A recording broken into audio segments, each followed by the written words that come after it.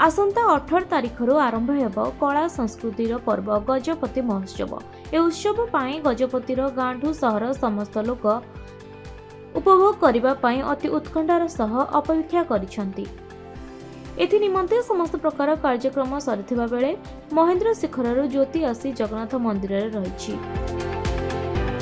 उत्सव पाई वर्तमान समस्त प्रस्तुति शेष पर्यायर। मंच बांधिबा सह सबु स्टल कार्यक्रम सरिथिबा बेले जनगहली को आखि आगे रखी वर्तमान गजपति पुलिस सजग रहिछि।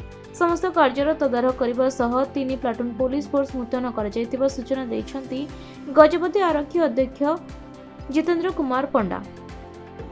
गजपति जिला पुलिस तरफ आमर जो गजपति उत्सव पालन हम एवं पुलिस मेला हम से 3 प्लाटून फोर्स प्राय 60 रु ऊर्ध्व होमगार्ड एवं 15 जन सब इन्स्पेक्टर एवं एएसआई 6 जन इन्स्पेक्टर जड़े डीएसपी जड़े एडिशनल एसपी यही कार्यक्रम जो 5 दिन धरी चलो यार आईन श्रृंखला परिस्थिति को सुचारू रूपे तुलैवाई मुतयन रे।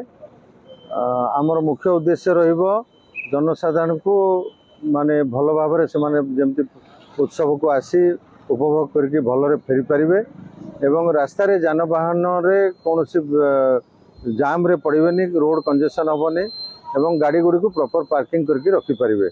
से आम 6 गोटी ट्रैफिक पार्किंग स्थल निरूपण करूँ जोटी लोक मैंने जानवाहन को पार्किंग करेंगे।